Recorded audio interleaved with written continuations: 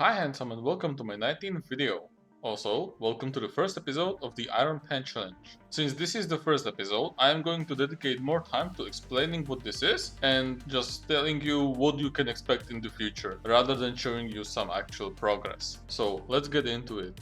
But before we begin, I just want to say that I am streaming all of this, or at least most of it, on twitch.tv, so make sure to go there and give me a follow if you want to talk to me live or if you want to see more of this. Okay, so I bet you have some questions. Let's answer them here. First of all, what even is the Iron Pan challenge? It's my own special challenge for Black Desert Online, in which I make 2 million of every single meal in the game. Now, the immediate question that you might have after that is, what classifies as a meal? Well, obviously everything with the word meal in it, but it also includes items like the night combat rations, the Balak's lunchbox, and I am tempted to include the Land of the Morning Light Googbabs as well. I think that's how you pronounce them, right? Googbabs. But we will have to wait and see. There are two slight exceptions to this, and one of them is kind of obvious.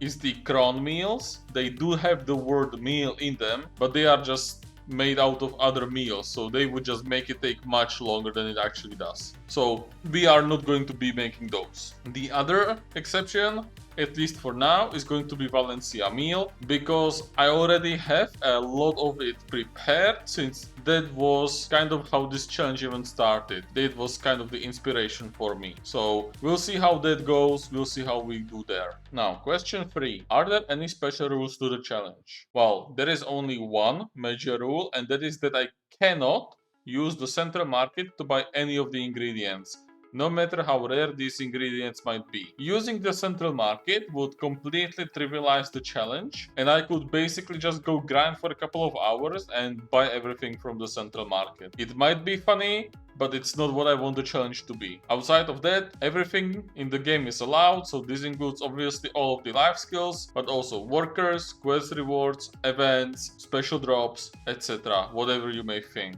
Question 4. Why aren't you using a brand new account for this challenge? And here it's kind of simple. I want this to be more of a spicing up of my normal gameplay than just something that I need to prove to everyone. It's not like this is an impossible challenge to begin with. All this does is take up a lot of time and determination. Starting on a brand new account would just make everything take even longer, and since it's already going to take me like over half a year, I don't see why it should take even longer than that. So that's why I'm not using a brand new account. And this also goes for pay to win items like the canopy outfit or even the tent and the weight, etc. What I already have, I'm going to keep using, because once again, all it does is save me time. It doesn't do that much else. Final question, why aren't you starting from no supplies? It's kind of similar to the brand new account, and here it's even simpler. It's because I am stupid. I didn't think that I would want to make this into a video series or even stream it.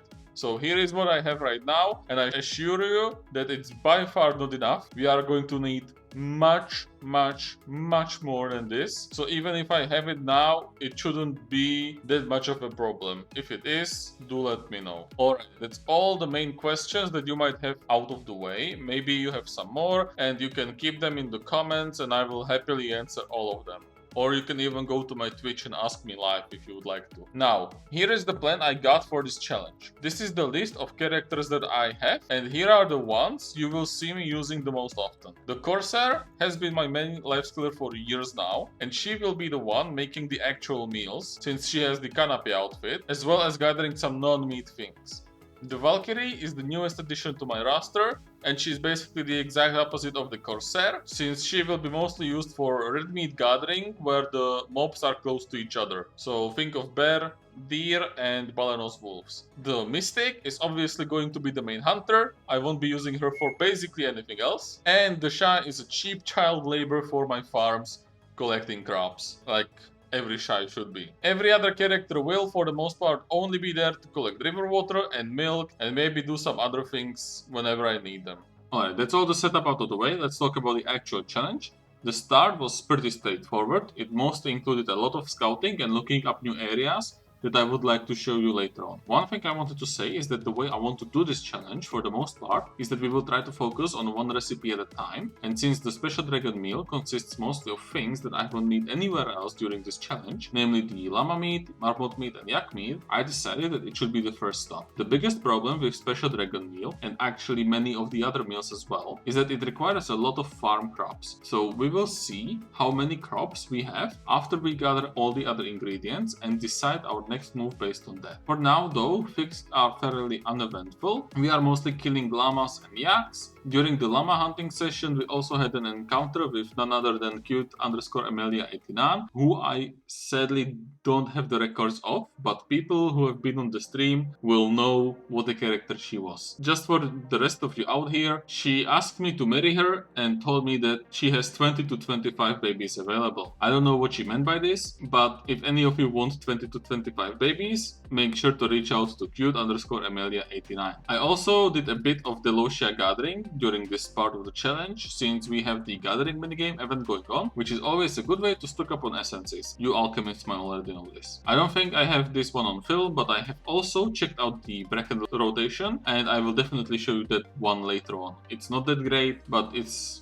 kinda cool. Now, since I didn't really prepare for any of this beforehand, I don't have the comparison to show you the progress of this episode. This one was mostly a starter, so that you know what to expect in the future. I will try to make this series interesting by going to long forgotten places and exploring parts of the game you may have not seen before, but for now, this is all I got. Just a small little appetizer.